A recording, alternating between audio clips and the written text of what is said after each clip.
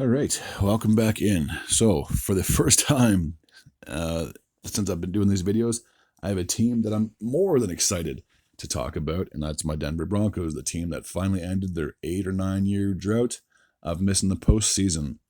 This past year, they would finish third in the AFC West with a record of 10-7. The last time they had an above 500 record was in the 2016-17 season, a year after their Super Bowl win when they had Trevor Siemian. Anybody remember him as their starting quarterback, and Paxton Lynch? After that, they've been below 500 ever since. So I'll be honest with you, it was a long 8 years of watching this team lose and watch players leave. But now we have a lot of young guns on the team, and I have a lot of faith in the process that this team is doing. They seem to have good management and good coaching, and Sean Payton will be a first ballot Hall of Fame coach. There's no ands, ifs, or buts about that. He seems to be, the guy that we've needed, a veteran, gritty coach who's not afraid to say what's on his mind. And the one thing that surprised me, and I'm sure maybe other people agree with this, is how they were able to overcome that Russell Wilson $200+ million cap hit that we are paying a guy who's no longer with our team. So we basically cut the guy loose after 2 years. And the one thing that bothered me about that contract was when they traded for Russ, he still had, I think, a year on his contract. They should have let him play out the 2022-23 season, and depending on how he did after that, then he could have re-signed for more money if they felt he was the guy moving forward. But for whatever reason, whoever made up the contract at the time decided to overpay him, and that kind of screwed us for 2 straight years. So just the fact that we had over $200 million in dead cap money, and we were able to have a 10-7 record with a lot of rookies and a lot of young guns on this team just goes to show the mentality of this group of people. And I couldn't be prouder to be a Broncos fan as we speak. Okay, so let's take a look at their full schedule. Again, preseason means nothing, but if it did mean something, we were perfect. So they started the season off on a bit of a bad note, losing games to the Seahawks and Steelers respectively, before finally bouncing back, getting 3 straight wins against the Buccaneers, the Jets, and the Raiders. Unfortunately, they would lose to the Chargers in week number 6, but after week 6, they would go win 2 straight games against the Saints and Panthers respectively, before dropping 2 games to the Baltimore Ravens and the Kansas City Chiefs. But I'm going to be honest with you, I kind of saw them losing both those games anyway.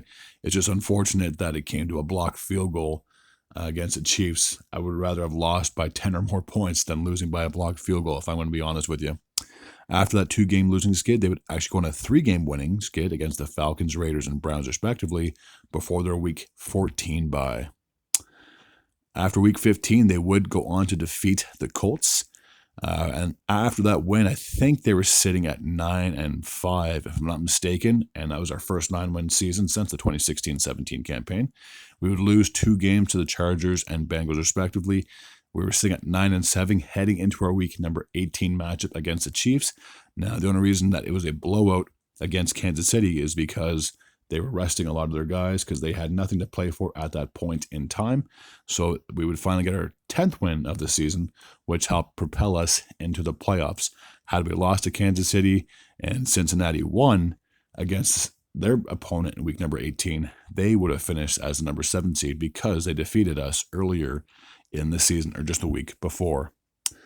So again, like I said, we haven't made the playoffs since our 2015-16 campaign, when we went all the way to the Super Bowl 50 and defeated the Carolina Panthers 24-10. And yes, that score still is stuck in my brain. They would go into Buffalo, and they got off to a hot start when Bo Nix threw the ball down the field. And I think it was Troy Franklin, if I'm not mistaken, a rookie wide receiver, caught the touchdown. It was like a 43-yard bomb. I was like, oh my God, they scored a touchdown. This is going to be an epic game. Then they surrendered 31 straight points, didn't score. So the final score, as you can see on the screen, 31-7. So they got absolutely mauled by the Bills. But am I surprised? Not really, because the Bills are a very good team. I mean, there's a reason why they're competing in the AFC Championship game. Spoiler alert, by the way. Okay, now we'll take a look at the individual stats for players. So Bo Nix, the rookie, would finish the season with 3,775 yards, a 66.31 completion percentage, and his touchdown to interception ratio was 29-12, so roughly just over 2-1 when it came to that category. Cortland Sutton, he's been around the block. If would have finished with 1,081 yards receiving, 81 catches, and 8 touchdowns. Marvin Mims Jr., the other wide receiver, would finish with just over 500 yards on 39 catches and 6 touchdowns. Javonte Williams would finish the year 513 rushing yards on 139 attempts, getting 4 touchdowns in the process. And Jaleel McLaughlin would finish with 496, just 4 yards shy of 500 on 113 attempts and 1 touchdown himself. On defense, now this is where they really stood out. Nick Bonito led the team in sacks with 13.5, 33 total tackles, 2 forced fumbles, and 1 pick, which would end up being a pick 6. Brandon Jones, the free safety, would finish with 79 tackles on the season, 1 forced fumble, and 3 interceptions. Patrick Surtain II, I believe he just finished, or he won the Defensive Player of the Year award. Not really surprising. He is an elite cornerback in this league. I'm not going to lie. I'm not just saying that because I'm biased. He would finish with 4 interceptions, 34 tackles, 1 forced fumble, and 11 pass deflections. So a very good stat line for him. Will Lutz, the former Saints kicker, would finish 31 of the 34 when it came to field goals with a 91.18 percentage. And Riley Dixon, welcome back, would finish with 3,597 yards on 77 punts, averaging just over 46 yards a kick. So for the Broncos, again, a very good season. Like I said, finally ending that playoff drought. There is optimism and there is hope, if you're a Broncos fan like me, that this team can only go up from here. And year after year after year, you're going to develop, you're going to learn from your previous mistakes. And I guarantee they should be competitive from here on out. I don't think they're a one-and-done team. I'd be very surprised if they were worse next year.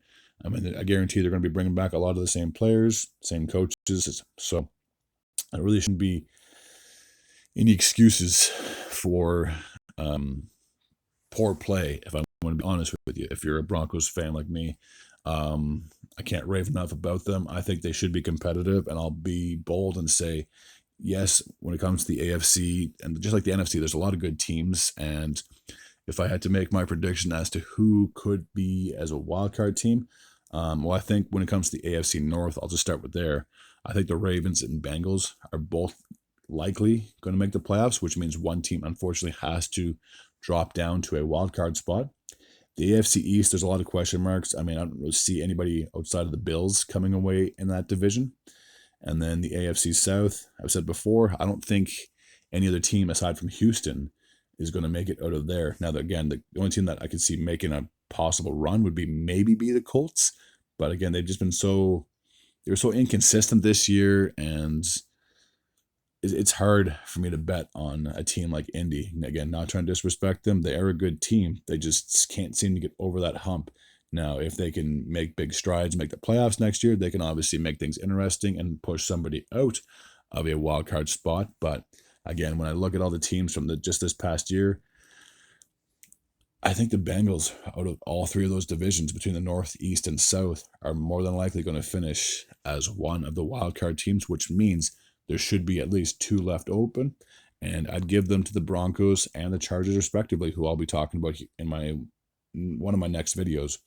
I just think both these teams have very good coaches, very good players, and when you get like a Hall of Fame coaches like Andy Reid and Jim Harbaugh and Sean Payton on your team, and now Vegas has now recently acquired Pete Carroll, or recruited him as their new head coach.